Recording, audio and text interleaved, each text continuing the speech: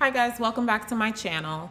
Before we get started, I just really want to say a special thank you to all of my new subscribers. Thank you all for supporting and joining our growing little family. If you are watching and have not yet subscribed to my channel, please consider hitting the red subscribe button down below, as well as the notification bell so you are alerted when I post new videos. I am really working, guys, to get consistent with posting videos on a regular basis, and I definitely appreciate your patience with me while I work through this process. Also, I want to thank you all for watching my last video on the madness around the cases of Jerry Townsend, Frank Lee Smith, and Eddie Lee Mosley.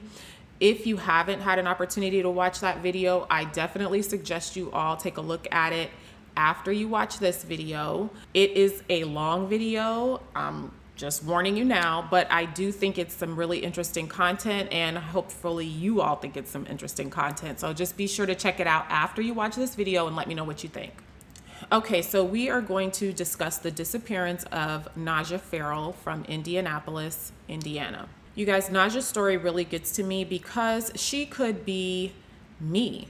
She could be my friends. She could be a family member. She could even be you. She could be any woman watching this video. A woman, a mom working to build a better life for herself, provide for her family, trying to be the best version of herself for, her children and the children that she was entrusted to provide and care for.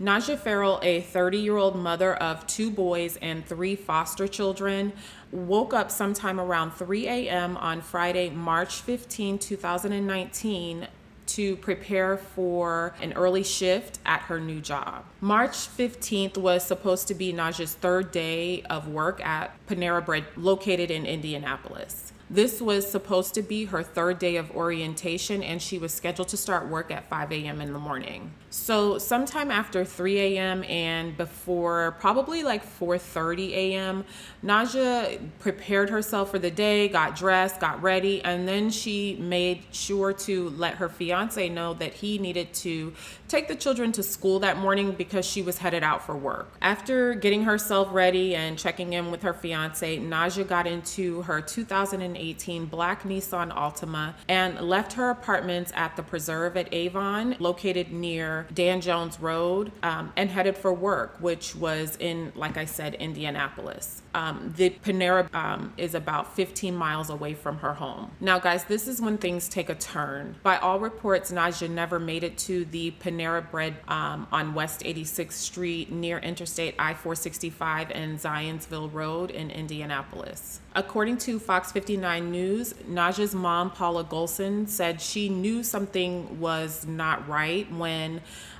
the foster children's case manager reached out to her and said the school had called her to let her know that Naja had not picked up the children that Friday afternoon from school. Mrs. Golson is adamant that Naja is not or was not irresponsible in any way, so it was totally unlike her to not pick up the children from school. It just wasn't like her at all to do that. Mrs. Golson became extremely alarmed once she realized that Naja had not picked the children up. From what I can find, Naja has 2 sisters, Jaleesa Joseph, and a younger sister, Azaria Joseph. Jaleesa also pointed out that Naja's disappearance at the time was totally out of her character. Naja and her family are loving, caring, and very close-knit. Mrs. Golson said she would talk to Naja almost daily. Azaria stressed that family was extremely important to Naja, and her children as well as her foster children were her number 1 priority,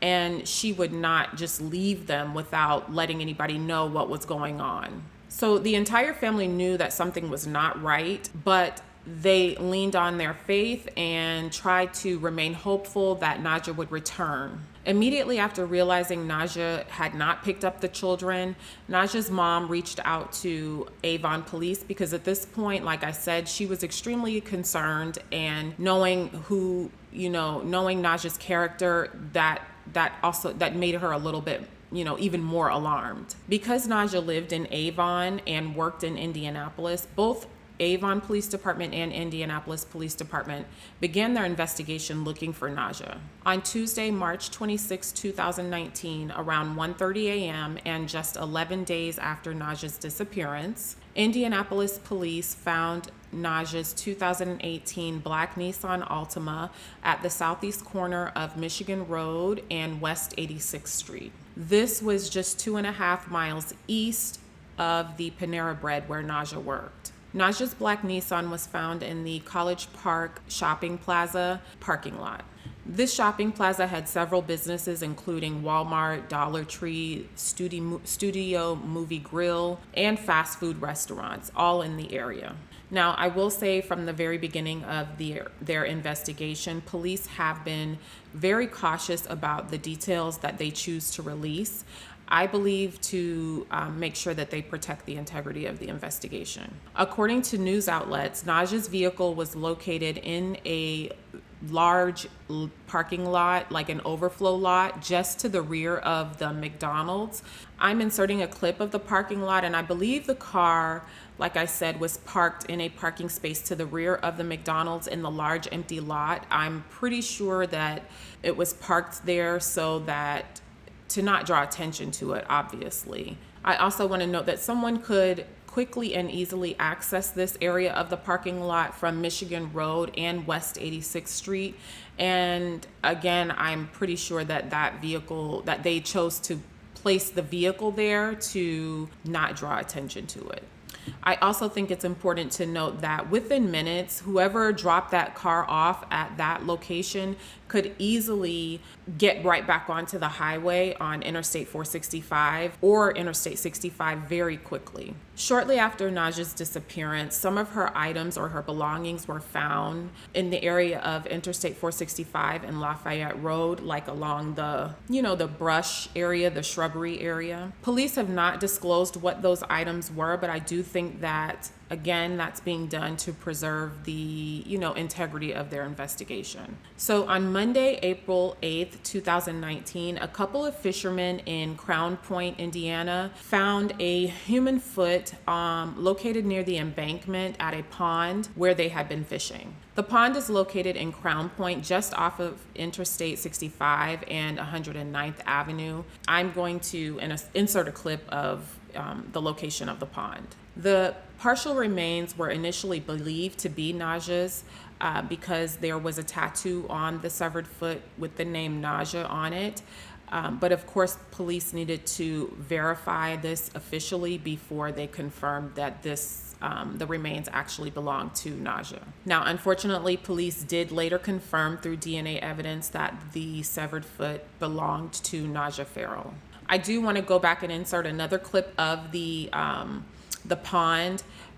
As you can see, it's in a very secluded area where not many people would go. I mean, the only thing that's near the pond, it seems, is a Citgo gas station, but it's so far away that no one would really be able to see anybody doing anything at the pond. The only thing that I or police probably could possibly hope for is that maybe the person who, put the foot in the pond or did whatever they did, if they may have stopped at that Citgo maybe to get gas, I don't know, use the restroom, do whatever. That's one of my hopes. Now, guys, until this point, Naja's family was desperately leaning on their faith and hoped that Naja would return or be found, and safely, obviously.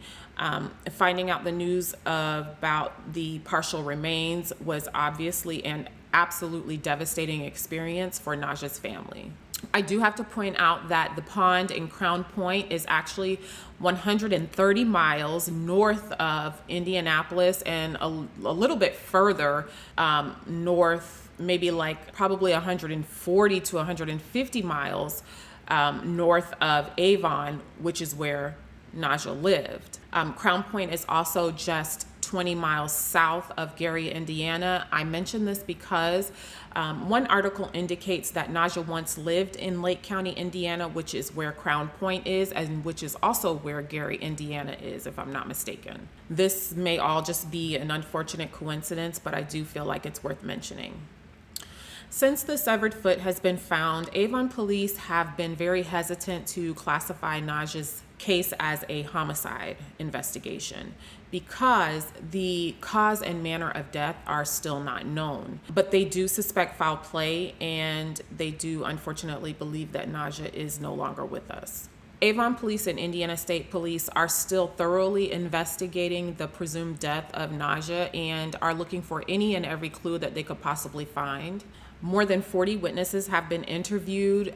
They have also filed over 30 search warrants and performed several searches. They have used sonar devices, they've used cadaver dogs, they have done aerial searches, they've also done, like I said, they've used divers to search various ponds, all unfortunately turning up not much information on the whereabouts of Naja. Police have since suspended those searches because, like I said, they have not received any tips or leads to suggest searching in any specific area. Avon police at one point did indicate they had some difficulty obtaining Naja's cell phone records, but I am sure and I'm hopeful by now they have been able to obtain those records. Now, I also want to point out that for some undisclosed reason, police decided to search another pond, retention pond, located near the boardwalk at Westlake Apartment Complex in Indianapolis.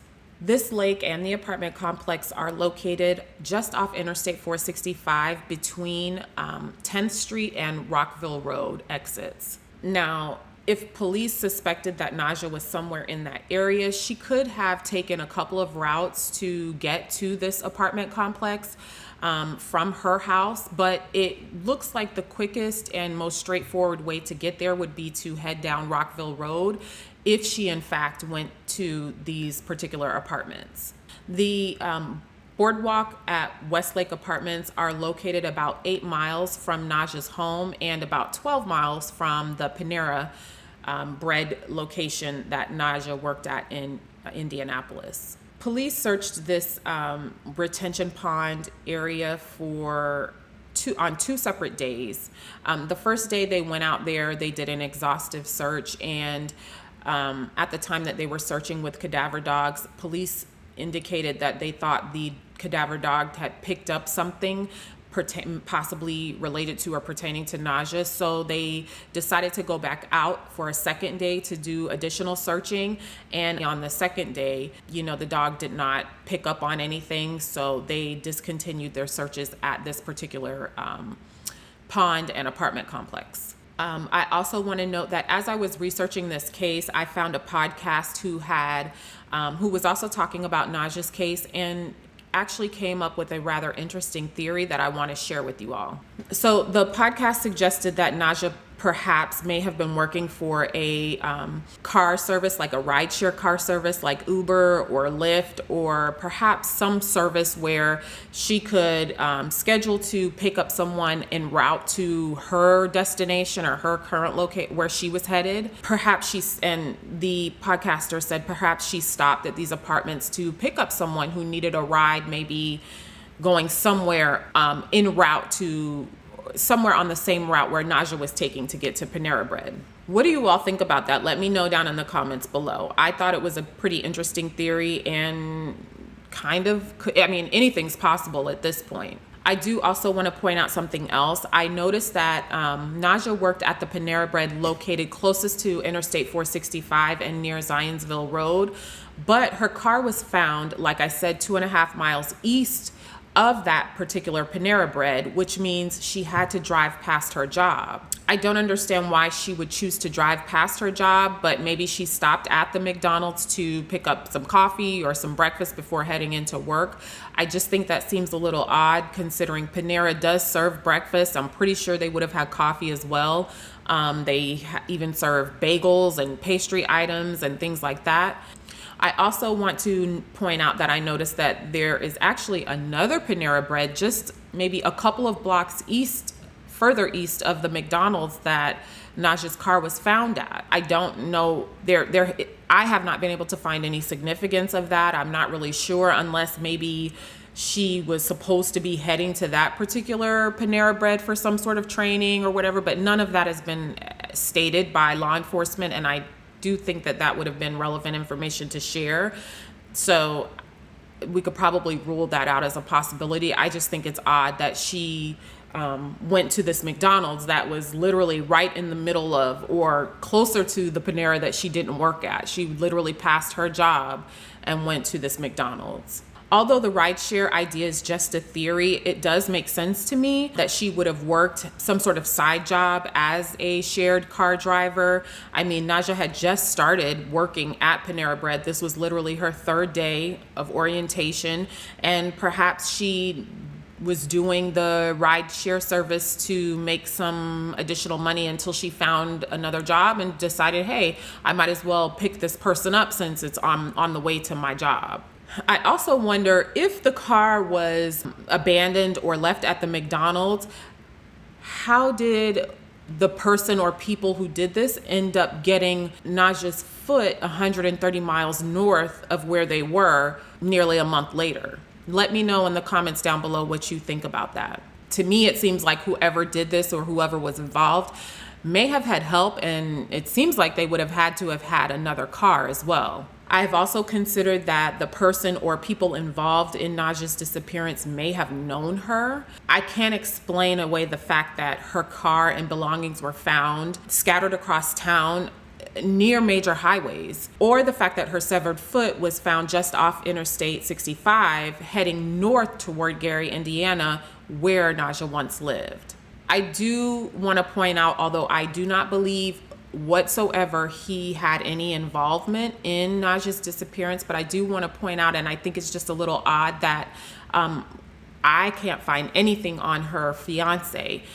His name is not mentioned in any media outlets. I have not seen him in any of the news articles or any of the news clips. Police do not consider him a suspect, and I don't even think it's possible to even believe that he was a suspect, because he was that morning scheduled to take the children to school, and I'm pretty sure the children can corroborate those events. So on March 15th, 2020, the 1-year anniversary of Naja's disappearance, Avon police tweeted out a renewed call for help in locating Naja or providing any information that anyone may have with regard to her disappearance. I'm going to insert a clip of that tweet here.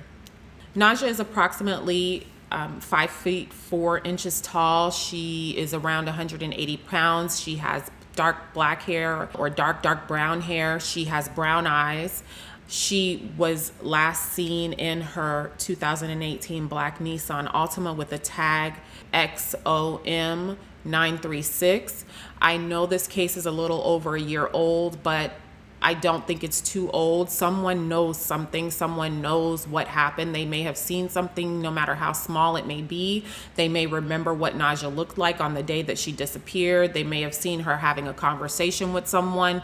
Someone had to have seen something, even if they saw her at the McDonald's in the drive-thru, or recall seeing her car in the drive-thru at the McDonald's, or even saw her possibly located at, picking up someone at the apartment complex.